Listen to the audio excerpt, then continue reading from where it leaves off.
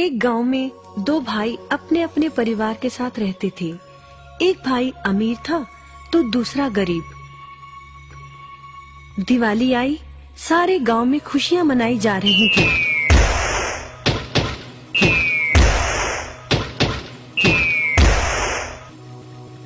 परंतु छोटे भाई के पास तो खाने लायक भी कुछ नहीं था।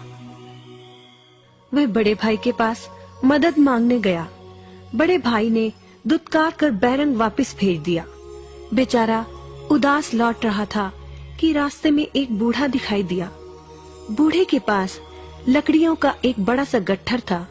बूढ़े ने उससे पूछा, क्या बात है बेटे, बहुत उदास हो? दिवाली पर तो खुश होना चाहिए। काहे की दिवाली ताऊ, मेरे भाई ने भी मेरी मदद नहीं की। मेरा परिवार भूखों मर रहा है और मैं कुछ नहीं कर पा रहा। यदि तुम मेरी मदद करो, इन लकड़ियों के गट्ठर को मेरे घर पहुंचा दो, तो मैं तुम्हें जो दूंगा उससे तुम अमीर हो जाओगे।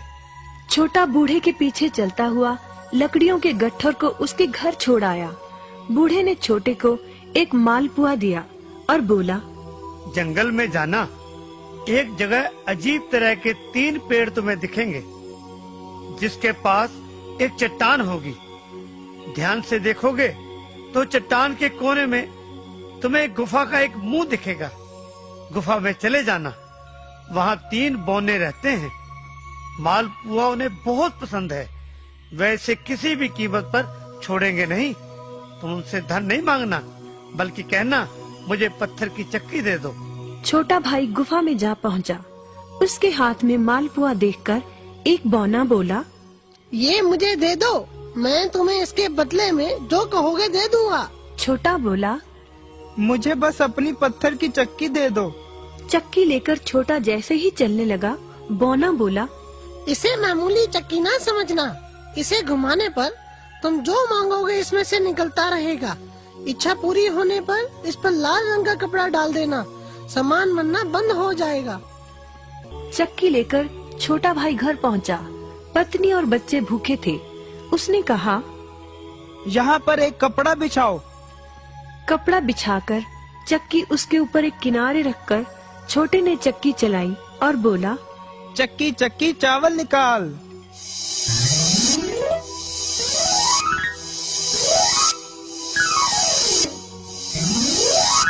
बस चावलों का ढेर लगना शुरू हो गया। लाल कपड़े से चक्की को ढककर छोटे ने फिर कपड़ा हटाया और दोबारा चक्की चलाकर बोला, चक्की चक्की दाल निकाल।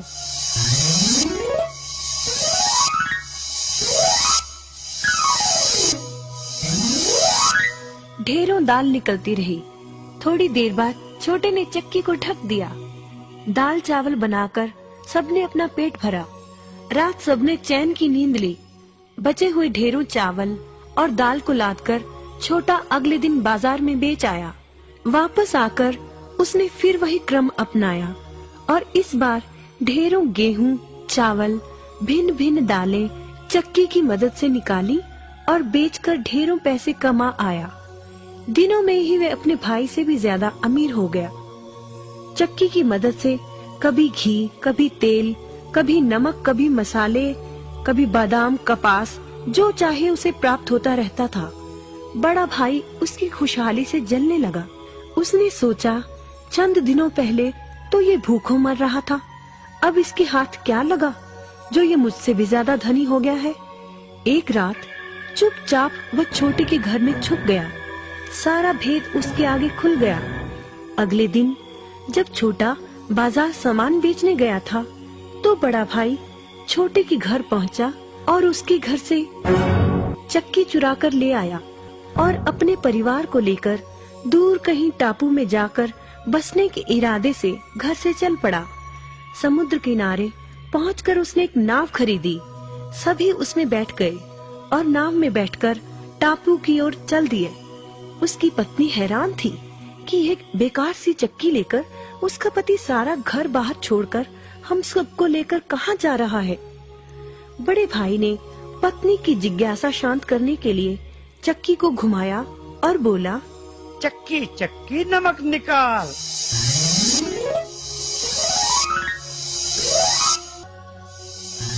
बस फिर क्या था, नमक का ढेर नाव में लगना शुरू हो गया और नाव डूबने लगी। बड़े भाई को चक्की बंद करने का उपाय तो पता नहीं था। उन सब की जल समाधि बन गई। सभी चक्की समेत समुद्र में डूब गए। कहते हैं कि चक्की अब भी घूम रही है, तभी तो समुद्र का पानी खारा है। शिक्षा, लालच बुरी बला है।